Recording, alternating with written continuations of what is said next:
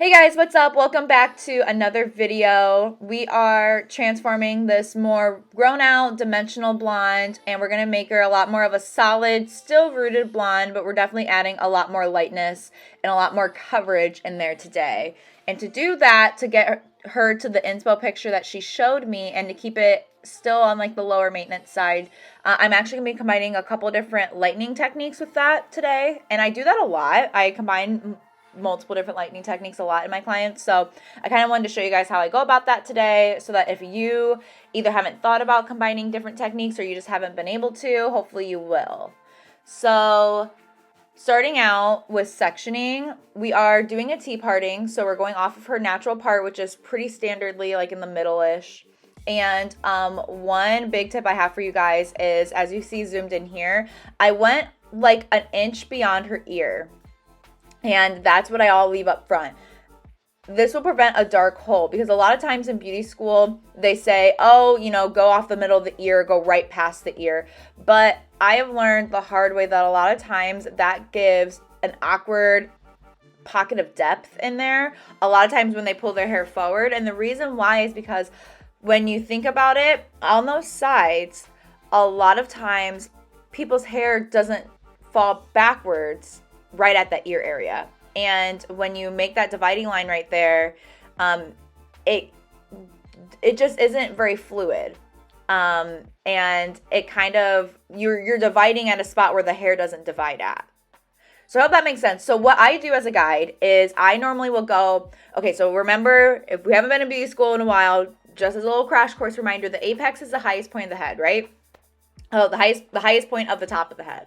So what I normally like to do is I will go around an inch past the apex. So where the head is starting to curve down, that's normally where I will start to divide my front and back. And depending on where the apex is on that particular client, I'm either able to just draw a straight line, or if their apex goes back a little further and it's a little bit more towards the back, I'll draw a diagonal forward line. So it's kind of at a slant. And then I just kind of go from there. This is exactly why I really try to preach going along your specific client's head shape for that day. No two balayages are the same, and this makes the most curated, fluid look for that particular client. You can still do your typical technique, but sectioning, I love a more custom sectioning technique for this very reason. So now that we have all that out of the way, I'm starting with the sides. I like to start in the front for the most part. And here in this, on the sides, I'm really doing more of a very packed Teasy light. And when I think of my Teasy lighting, when I think of Teasy lighting versus foliaging, Teasy lighting is more of baby lights with a little bit of a tease. That's just how I think about it. That's what works best in my head. Everyone's a little different, but whatever works best for you, if you're trying to achieve this look on a client of yours, whatever you would describe as a more baby lighted look with a little bit of a tease, that's what I'm doing right now. I'm really packing these foils in. If you saw previously when I was talking earlier, when I was right by the ear, I actually was pretty much packing them in back to back, and the only leave out I had was whatever I was leaving out. But I wasn't directly like leaving out specific subsections, if that makes sense. We had only done a either half head or a partial. I think it was a really dimensional half head on her last. And this is a very packed in full, so I really had a lot of brightness to pack in. And again, that ear area is very important, because that is where like the power shot is, kind of when they pull their hair forward. So, and the same thing as when they pull their hair back and up. And my client really likes to be fairly low maintenance with her hair for the most part. And she was actually 8 months pregnant when she was getting her hair done at this point too. So I knew that I'm not really planning on seeing her until at least, like, I'm envisioning maybe the spring at the earliest of next year. So I really wanted to make sure, knowing that she wanted to go very blonde, I wanted to make sure that I really packed that in. And I had a lot of surface area I had to cover because we were super dimensional and lived in for her last one. This one isn't as much of it's lived in as much as it's more solid yet rooted. And by the way, sorry, these clips, I'm almost done with this clip, but I know that the lighting got kind of weird. I think it was just with the angle and where it was standing, but it's almost done. But For the money piece too, I'll get to a clip of that later here also, but just to kind of give you guys a debrief of how I did her money piece is I only did 1, maybe 2 baby lights that were not weaved, that were not teased, her very first couple sections. But besides that, everything was lightly teased. And as I worked my way back, I deepened my tease a little bit more. Something that I'm doing on my client today, and that I've been kind of doing a little bit lately in my Teasy lights and foliages, is if I can, I'm trying not to do as many root shadows. For no particular reason. I just been wanting to just try something new, honestly. And I've been really liking the look of that. But with that, you have to be a lot more mindful of how you're placing your teasing. So if you're not looking to root shadow, but you're doing a Teasy light, 2 big things that you have to keep in mind is, 1, you need to place your tease lower than where you're actually planning on the highlights living at on the head. Meaning, on my client today, we were having her highlights kind of start around 1 inch-ish away from her roots, okay? But I started the tease around 2 to 3 inches lower than her root. So I teased lower than where the highlights were starting. But yet I placed my highlights higher than where I was planning on her highlights living at on the head. And the reason why is because when you brush out that tease, then that line of diffusion is going to be basically seamless. Another thing that you do, so I guess there's 3, because you want to start your tease lower, but you want to start your highlights higher. And then the last thing that you also want to do too is keep in mind whether you're going to paint into the tease or not. In some videos, you'll see me, especially if I am planning on root shadowing, you will see that sometimes I do like to paint into the tease. And the reason why is because it kind of acts as a little bit of a base break. This is a very controversial subject. I know a lot of people are very against applying any color in their tees, and it depends on the look you're going for. In my client's look today, since I'm not looking to root shadow, I really did my best to leave the tees alone, because I did not want to have a base break or a situation like that going in. I was very more intentional about where I placed the tees for that reason, because you don't want to risk spottiness. I've never really had it before where placing lightener into the tees gave spottiness, but I didn't want this to be the time.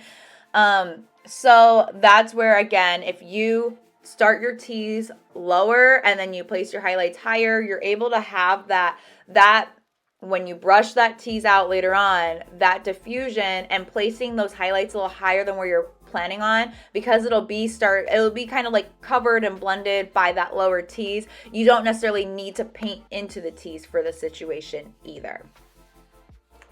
So now, as you see, I finished the side, so I'm going in and I am painting the dropouts. And I've had a couple questions. I've had a couple DMs that have asked me, like, how do you go about painting dropouts? So I kind of wanted to break this down for you guys too, because I've definitely learned this the long way in the past, and so I'm hopefully that this will help someone out. So when it comes to dropouts, what you want to keep in mind is, in terms of when should you apply the dropouts, you'll see some people say, oh, you apply them as you go. Like what I'm doing here, you'll see some people say, oh, you wait till the very last thing you do before you let the client sit to process.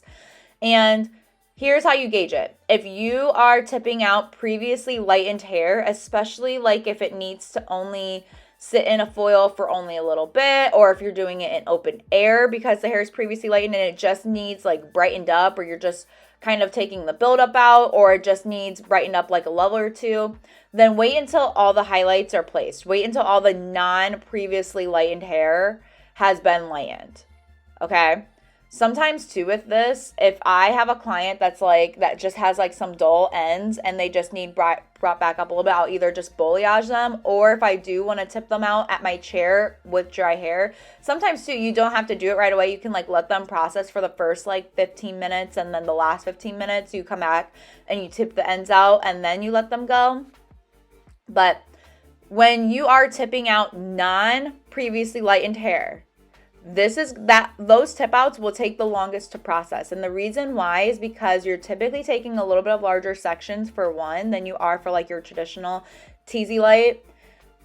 Because remember, a teasy light's different than a tip out. And then two, that hair, so you already have bigger sections, right? So the lightener has more cuticle to break through, for one. For two, that hair is living a lot further down from the scalp with that natural heat as well. So there's only so much natural heat that can get incubated in that foil than a traditional teasy light that's going to be placed a little higher up, closer to the scalp. Okay, does that make sense? So if it's previously lightened hair, it's going to lighten the fastest because it's previously lightened, especially if you only need to buff it like a level or two. However, if it's not previously lightened, it's going to develop the slowest. So that's why you need to apply it as quick as you can. Now, don't feel like you need to beat the clock. It's not that deep, you know. At the end of the day, if you need to, you can always like apply a towel around it or, you know, something like that. But I hope that helps. I hope that gives you a guide of like when to apply your tip outs. So now I'm on the other side, and as you guys are seeing, I'm going my way through, and I'm doing the other money piece now at this point. And again, going back and forth between doing teasy lights and then some very, very fine baby lights. One tip I have with the money piece, and this is on pretty much most money pieces too, is make sure you're not just getting that like bang area for your money piece. Make sure you're getting the entire side area in too. And if you can't fit it into a foil, make sure that you are treating the side area. So again, not the bang, but the side area that's like in between the bang and the ear. So right around the temple. The temple area is a money piece too. So make sure that you are treating it as such, whether you're able to include it in the foil or if you have to do a separate foil for it. And that'll make sure that, again, you're not getting like an awkward pocket of depth at your like money piece or when they put their hair back or anything like that. So what my standard way of applying teasy lights when I'm doing a tea parting is, as you see, I do like the ear area first. And then once I get high enough, I'll do all the money piece just because I kind of like just focusing on one thing at a time. And then once I have the money piece finished, then I'll go back to the side and I'll just work my way up until I make it all the way up to the very top. That's like the standard way I do it. Everyone's a little different, but that's typically like what I do as a guide, and I go from there. And then another tip too is right in here, as you guys see, this area is very, very important. Again, to prevent an awkward pocket of depth, what you want to do is make sure that you have like a lot of transitional pieces between the money piece and like the side area. And you don't necessarily need to make it more bright or like have more foils in, but what works best for me, I feel like, is more so, since you see I'm doing a lot of like horizontal sections right here, having that like diagonal back in between the side and the money piece just really helps to transition the highlights from money piece where it's a lot bright blonde to a little bit more of a slightly more dimensional blonde. Even, it's still important, even on clients like my client today, where like I said, we're packing in a lot of brightness, it still is important, because if you don't have transitional pieces, you're a lot more likely to have, again, an awkward pocket of depth, no matter how many highlights that you're putting in. And how you gauge that too is, again, just how the hair is falling and how it grows out of the head. When you think about it, that money piece area, that hair falls forward. Where I'm doing right now, this hair is falling a little bit more to the side. And so that hair in between the side and the money piece area, it's going to be falling not necessarily straight forward, but also not right to the back. So that's where that diagonal back is going to be really good in transitioning everything and increasing that fluidity even more. So I'm just working my way up through all the way to the top. And again, this is still where I'm just doing more, just a lot of back-to-back teasy lighting.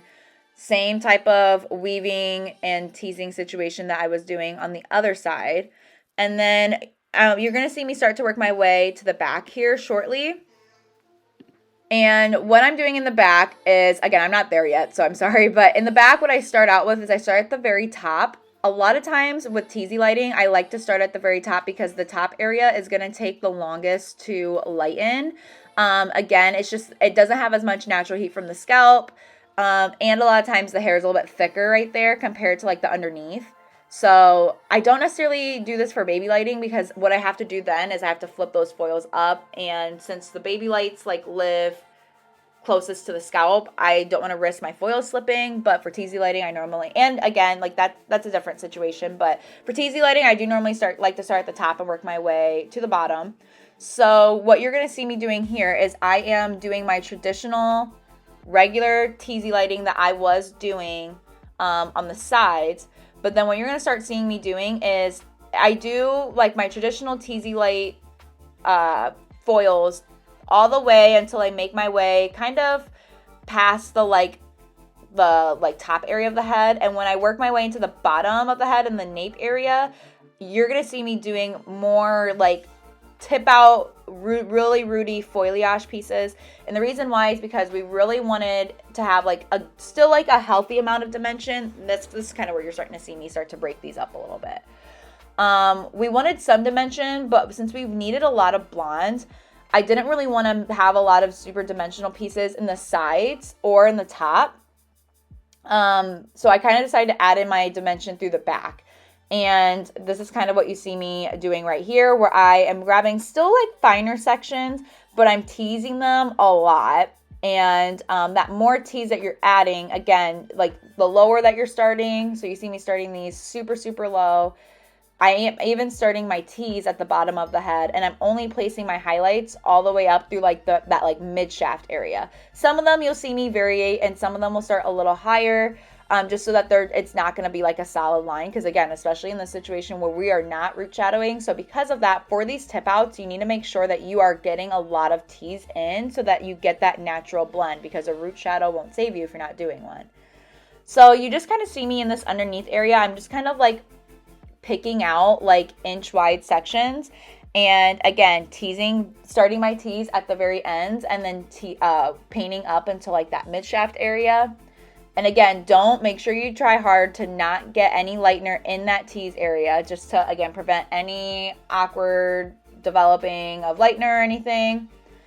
And this is a great area where I'm still going to get a lot of brightness at the bottom, but I'm going to get a lot of dimension, and a lot of her natural color is going to like stand out in this mid area. So I did this all over, and this is kind of where that combo situation went in, because this is more of a foliage with a teasy light. And look at the after. It is so stunning. Like I said, absolutely no root shadow. Her toner formula, we did a nice like super bright blonde. So I did 10 AI, 9 GI, and 9 VG. This is the 10 AI and the 9 GI were Oligo Color Gloss, and then the 9 VG was Redken Shades EQ. I also did a cap full of 9 AA too from Redken Shades EQ. And like I said, this is her after. We are so obsessed with it. Let me know what you guys think in the comments down below. Let me know if you liked it and if you learned something new. And other than that, I will see you guys in my next video. Bye.